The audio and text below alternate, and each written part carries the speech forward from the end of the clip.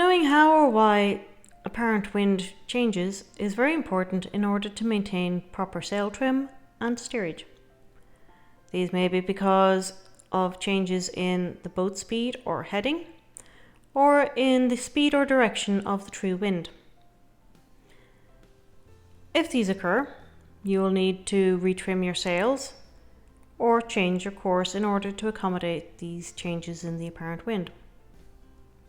We use the apparent wind for sailing rather than the true wind, as the apparent wind creates a pressure differential across the sails and draws the sailboat along. If you look up at the top of your mast, you'll see a wind vane, otherwise known by the trademark name of a Windex, and this shows the direction of the apparent wind, so you can alter your sail trim accordingly. The apparent wind is what we feel when we are moving.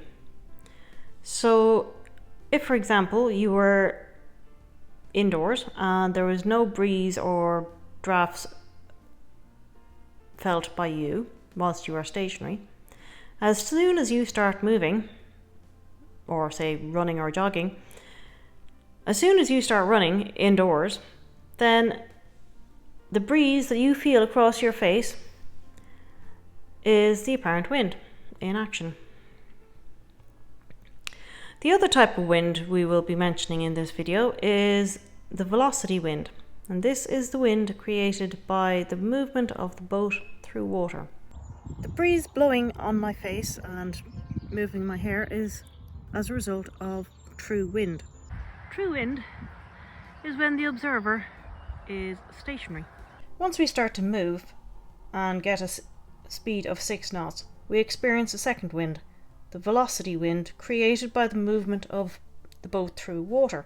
True wind and velocity wind combined gives us the apparent wind.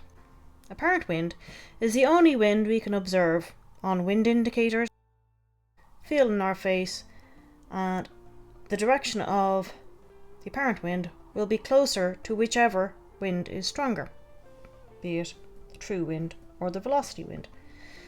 Let's look at what happens when we hit a gust. So we're sailing happily along at 10 knots and we get a gust of 15 knots. The velocity wind remains at 6 knots. So we add the velocity and the true wind together to get our apparent wind. Our apparent wind changes from the original 11.6 that we had to 16.1. The direction shifts closer to the true wind, so we get a lift. After a few seconds we accelerate to 8 knots of velocity wind, which creates a change in our apparent wind, and we now have an apparent wind of 17 knots.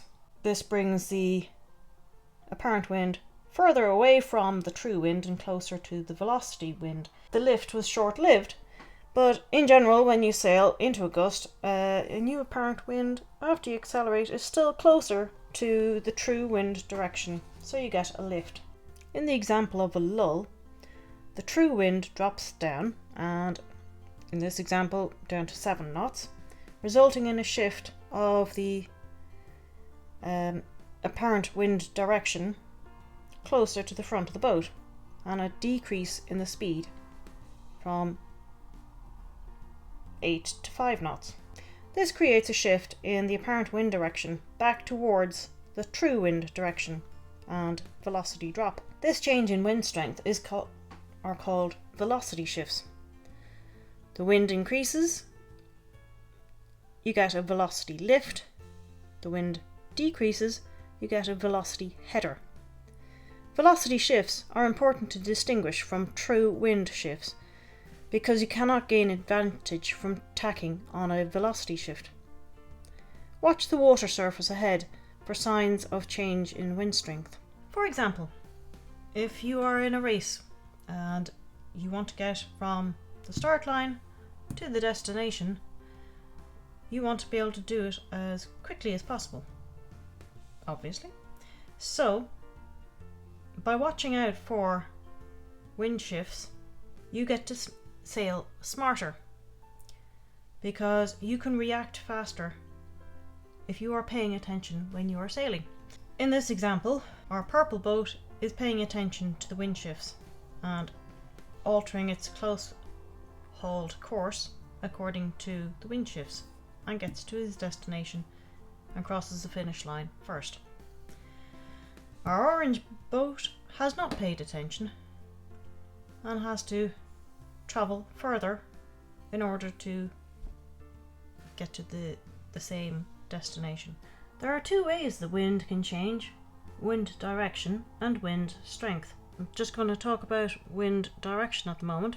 We're used to the sailing circle, whereby you can sail in any direction this way except for the no sail zone. You have a headwind, and if you try to sail into this area, you will stall your boat. Your best choice is to sail close hauled on either a port or a starboard tack in order to get to your destination up here. A close hauled tack is 40 degrees either side of the no sail zone. It can be hard to work out exactly where the no sail zone is, as it is an invisible barrier, but if you turn up into the wind, your sails will start to luff and flap, so that is one way of knowing that you have come in too close to the wind.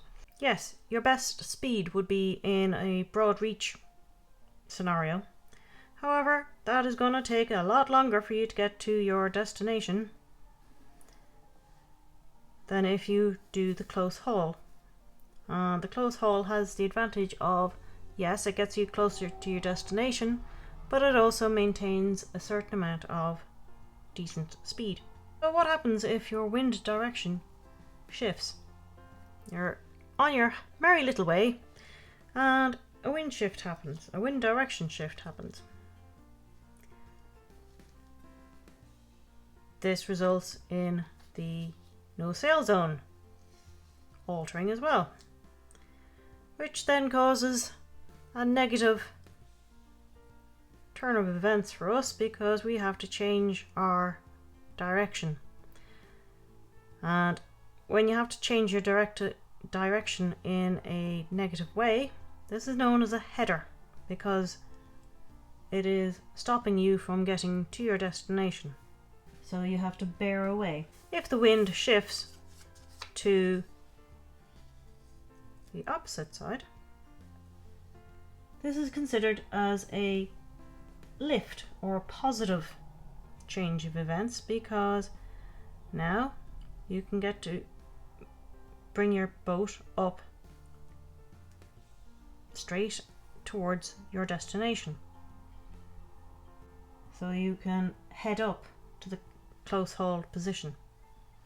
Whether or not the wind shift is a positive or negative depends on whether you're on a port or starboard tack. If you are on a starboard tack, it becomes a positive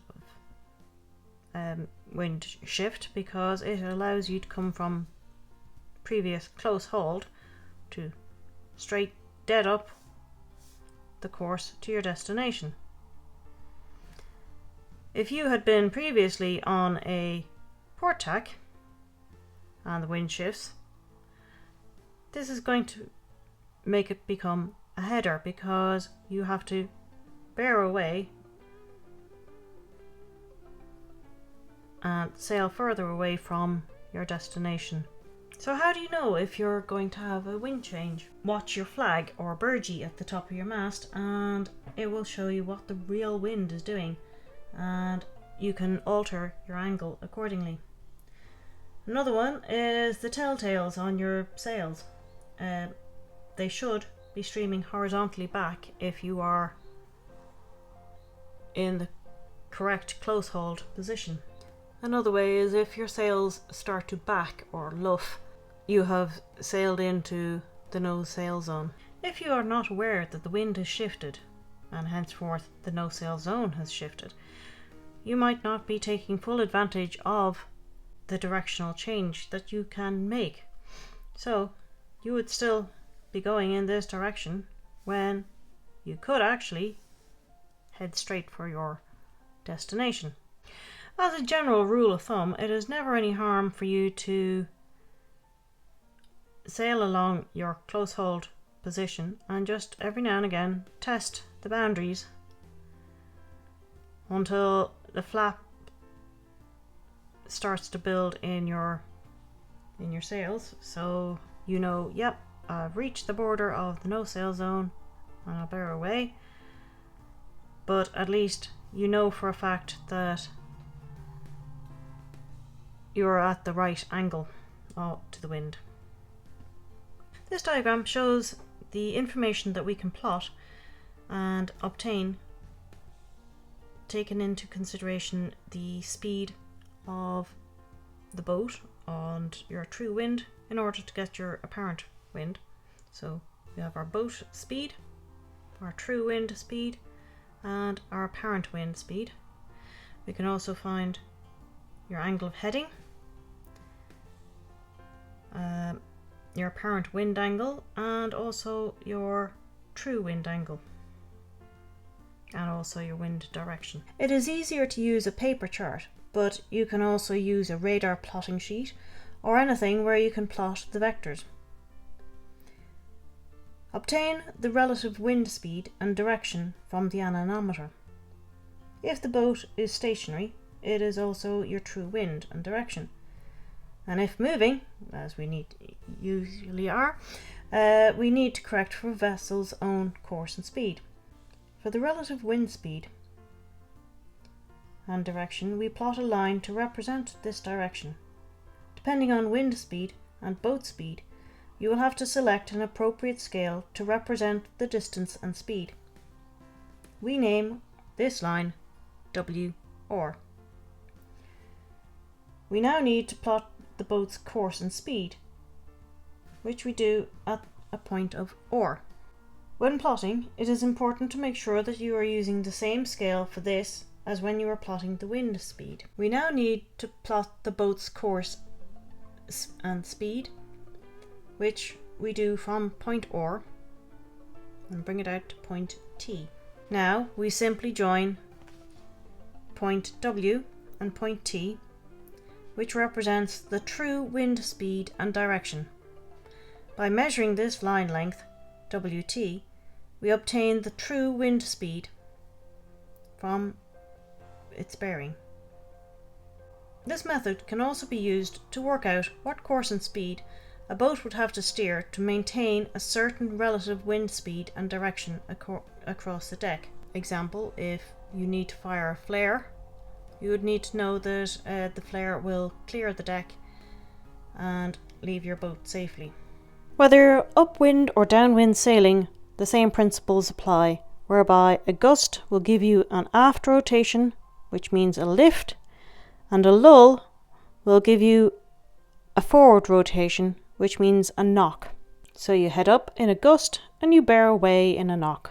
As you can see, by changing the velocity wind, it causes a change in the other vectors, and in the case of a velocity wind increase, the angle is lengthened and rotates forward, whereas in velocity wind decrease, the angle is shortened and rotates aft.